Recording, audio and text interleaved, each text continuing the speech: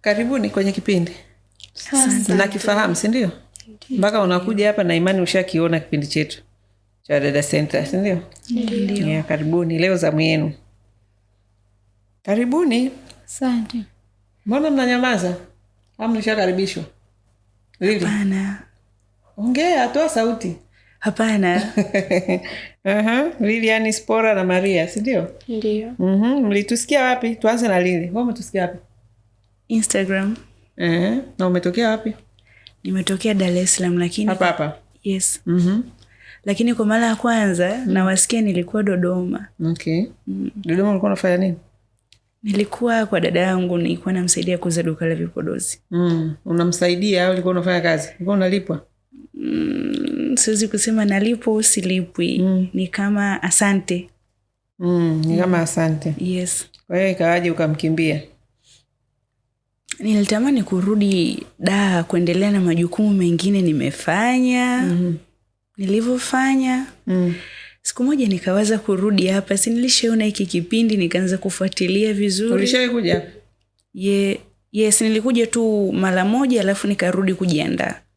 Ulikuja mara moja. Yaani mara moja maana yake nini? Uliwahi kufanya kazi na sisi? Yes. Ulikuja kwa ajili ya nini? Kwa mfano si nimeona tangazo mtandaoni nakuja kuhakiki nilichokiona then narudi kujiandaa. Okay. Aya, kwa hiyo ukaenda kujiandaa kwa muda gani? Nilitumia siku moja. Moja tu? Ndio ukarudi? Ndio. Haya, karibu. Asante. Kilichokuvuta sasa ni nini?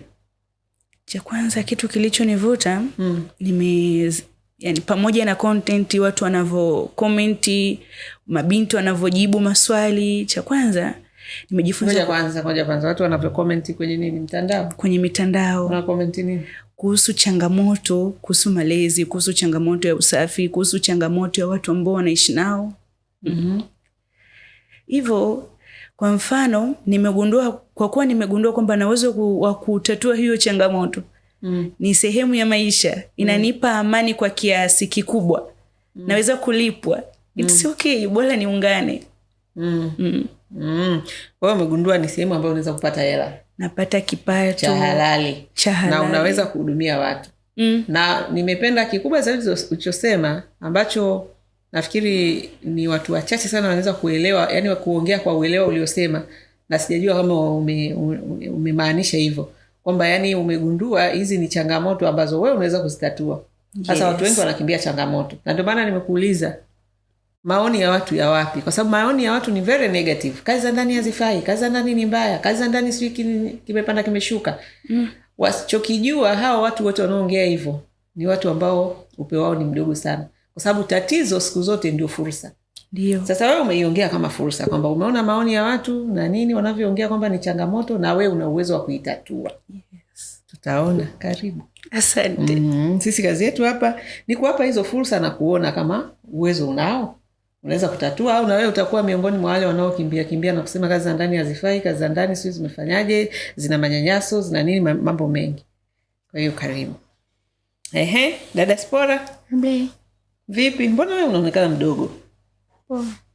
Mbona unaonekana mdogo? Sisi tunadili na watu wazima hapa. Lakini unaonekana kama mtoto. Una miaka mingapi? 19. 19 umefika? Ndio. Umekuja na cheti cha kuzaliwa? Ndio. Umekuja nacho? Ndio.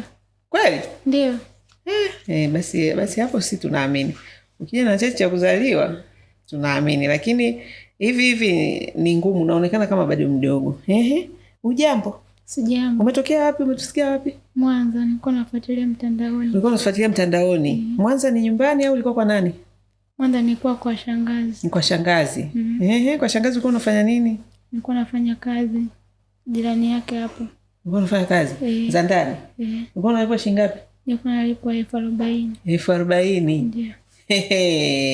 Jamani, kazi za ndani 40,000. Huko Dada Center sasa hivi tumefika milioni. Ndio maana watu wengine wanasema wale watakuwa waongo, matapeli. Kwa sababu huko bado mnawalipa wadada 40,000. Jamani, kazi za ndani zilivyo ngumu kweli. 40,000. Haya. Kwa hiyo ikawaje ukatusikia sisi mpaka ukaje huko? Nilivyoona kwamba mtandaoni watu wanafanya kazi, wanapata kipato, wanaenda kuendelea na. Kwani ulikuwa upati kipato? Nilikuwa napata. Spora, ongea vizuri. Nilikuwa napata. Sasa mbona unasema eti wanapata kipato? Wanaendeleza maisha yao, kwa na mimi nikaona ni vyema nije nijiunga hapa kwa ajili. Kwa nini hapa? Yaani kwa nini kuendelea kule Mwanza? Kwa sababu Mwanza nako ulikuwa kwenye kazi za ndani. Sawa. Tofauti ni hapa kwa sababu nimekuja kutatua matatizo ambayo watu hawawezi. Kwani kule Mwanza ulikuwa huwezi kutatua matatizo ambayo watu hawawezi ni yapi? Kwanza naweza. Sasa mbona kama unakatakata kona? Kule umesema ulikuwa unalipwa 40,000. Mishahara hapa ni shilingi ngapi? Naanzia 1,500,000. Sasa kwa nini hicho kitu ukisemi? Kwa nini unakatakata kona? Wewe si umeona huko una hela nyingi? Sasa mbona hicho ukisemi? Unaogopa? Pana. Ila. Natakiwa tuwe wa kweli. Useme huku nimeona kuna mshahara mkubwa. Swali tutakalo kuuliza ni kwamba je, hapa kwetu utaweza kufuata maadili ya hapa? Kwa sababu hapa tunafuata maadili chanya, hatutaki uongo, hatutaki kona, hatutaki watu ambao ni wavivu. Sijui unaelewa? Huko mtaani huko kwenye 40 zenu mnaweza mkafanya hayo mambo, lakini kwenye taasisi yetu hayo mambo hapana. Ukifanya tu vitu vya ajabu ajabu tunakuondoa kwenye mradi. Kwa hiyo usione tu ni hela nyingi. Ni hela nyingi ambazo zinapatikana kutokana na watu ambao wamenyooka. Yaani kama umenyooka hizo hela unazipata vizuri tu. Sawa. Umeona? Uwe usiwe mvivu na uwe ni dada mwenye maadili, mwenye hofu ya Mungu. Si ndio Spora? Wewe dini gani? Waadventista wa Sabato. Si wa Kristo. Tunasoma Biblia. Sasa uwe ni mtu yule ambaye unazingatia yale ambayo yameelekezwa kwenye Biblia. Kufanya kazi kwa uaminifu, kufanya kazi kwa bidii, kufanya kazi kwa upendo. Upendo ndio namba 1. Ukikutana na familia yenye watoto, uwapende. Si ndio hayo ukifuata hayo unapata hela. Sawa. Ndio. Haya Spora. Kwa hiyo wazazi wako wako wapi? Wapo Sengerema. Sengerema. Ndio. Okay, ndio maana ulikuwa Mwanza na Sengerema si karibu pale. Kwa hiyo sasa ilikuwaje? Uliwaambia unakuja huku Dar es Salaam? Ndio. Wakasemaje? Wakasema sawa. Ndio. Umesoma mpaka kidato gani? Form 4. Form 4 umemaliza? Ndio. Okay. Haya, karibu. Asante. Haya, Maria. Vipi? Safi. Naona unatabasamu. Wewe umetusikia wapi? Umetokea wapi? Nimetokea Kondoa. Kondoa? Ndio. Na umefanana, umekaa Kondoa. Hivi Kondoa kule kulikuwa na Waarabu Historia, kwa nini kule watu wa Kondoa wako kidogo kama washombe nini? Kutokana na mchanganyiko. Sasa si ndio unitaka yani uniambie kama unajua kinachosababisha watu wa Kondoa kidogo wanakuwa tofauti ni nini? Mchanganyiko ulitokea wapi? Kutokana na watu kutembea kwenda sehemu moja na nyingine, sasa walitokea Waarabu. Waarabu. Ndio wakakutana labda na mtu mweusi hivyo wakafanya mkatokea nyie. Ndio. Okay, sawa dada Mary, karibu sana. Asante. Kwa hiyo umetokea Kondoa moja kwa moja au ulikuwa hapa Dar? Hapana, nilitoka Kondoa nikafika Dar. Okay. Nilifikia kufanya kazi za ndani. Okay. Kibaha. Ndio. Okay. Kibaha hapo nilikuwa nalipwa kuanzia 50,000. Ulikuwa unalipwa 50,000. Baada ya hapo sasa kulipwa 50,000, yule bosi alikuwa na duka lake la nguo. Sasa ndio hivyo na yeye akaanza kunifundisha taratibu. Hivyo akanitoa pale. Tukaanza kufanya biashara ya nguo, ya kuuza duka la nguo. Kwa kutoka 50,000 akanipandisha hadi 200,000. Wow. Akamtafuta na dada mwingine wa kazi za nyumbani. Kwa pale unasaidia kazi za nyumbani. Ukishamaliza hapo ndo naenda huko dukani. Okay. Ndio. Sasa ikawaje? Mbona ulikuwa umeshafika pazuri? Ulianza kazi unalipwa 50,000 kazi za nyumbani. Ndio. Ukafanya vizuri, akakuhamishia dukani. Ndio. Akakufundisha kazi za duka na akakuongeza mshahara. Ukafika 200,000. Mbona ni hatua nzuri sana? Imekuwaje sasa, kwa nini uko hapa? Yule bosi wangu alihama. Kama miezi 2 iliyopita. Na mimi ndo nilikuwa nimesha. Sasa kwa nini usihame naye? Yaani we bosi wako akihama anaacha wafanya kazi? Sema bwana, au kuna kitu au ndio hivyo ulienda dukani mambo yakageuka? Hapana. Alihama nje ya mkoa. Nje ya mkoa ndio. Mimi kama mfanyakazi wangu mzuri hana tatizo, hata nikihamia wapi naenda naye. Kwa hiyo labda kulikuwa na shida gani? Na hizo shida kama zilitokea huko, manake huku pia zinaweza zikatokea. Hakuna shida yote iliyotokea. Unawezaje kuacha kazi? Wewe ulianza kazi za ndani 50,000 huko dukani unalipa 200,000 alafu useme tu amna shida. Sikutaka kufuata yeye alipoenda huko, nilitaka kwanza nibaki hapa. Ubaki hapa unafanya nini na kazi una? Na kazi ndio hiyo. Au ulikuwa na bwana? Hapana. Ukaona usiende kazini. Maana ndio mambo ya wasichana hayo. Mimi bado sababu ya msingi sijaielewa. Yaani kiukweli, huwezi kumwambia tu mtu mwenye akili timamu hivyo kwamba ulikuwa dada wa kazi, unalipwa 50,000. Bosi wako akakuhamisha dukani. Akawa anakulipa 200,000. Ndio. Alafu ghafla tu, yani iwe tu amehama nini, yani alihama kwa sababu kulikuwa na babu hapo mgonjwa. Sasa walimpeleka, kulikuwa na babu mgonjwa, yani mgonjwa wa mguu. Sasa wakaamua kuhama huko nyumbani kwao. Kwa hiyo alihama na biashara. Kuna mtu anauliza. Kuhama na biashara, alienda na biashara. Naye wakaka wanaofanya sasa hivi. Kwa hiyo biashara zimehama naye au ziko kule? Hajahama nazo alafu wewe sio ameenda kumuguza baba yake. Sasa kama hajahama na biashara, kwa nini wewe ukaondoka? Kwa nini wewe usingebaki kwenye biashara? Unaweza kutupa namba za bosi wako tukaongea naye? Ngoja nisiangalie kule. Ngoja uziangalie. Alafu umejibu, yani uso wako kuna namna umebadilika. Yani auongei kile yani inatakiwa iwe hivyo. Kwamba anaweza, kwa sababu simuona mimi nina doubt nyingi. Ndio. Kwa hiyo nilivyosema basi unaweza kunipa namba za bosi, nakupa muongee naye. Sawa. Lakini ulivyofanya sura yako afu unaweza ngoja niziangalie. Baadaye unaweza kuja kuniambia hujaziona au uzikumbuke umezisahau. Sisi tunapenda watu ambao ni waaminifu, tunapenda watu ambao usilivyokuja hapa tumekwambia ulete barua ya nyumbani kwenu. Ndio. Sio tu barua ya bosi wako Kibaha sio ya wapi ulikopanga, nyumbani kule wazazi wako walipo, unaona Kwa sababu sisi tunataka kupitia taasisi yetu tufanye kazi na watu waaminifu sana. Kwa sababu hizi hela nyingi zinazopatikana, kikubwa cha kwanza kinachopelekea watu waridhie kutoa hizo hela ni uaminifu. Sasa ukishaona mtu ambaye ana red flag au vitu ambavyo havijanyooka, sisi pia inatupa mashaka.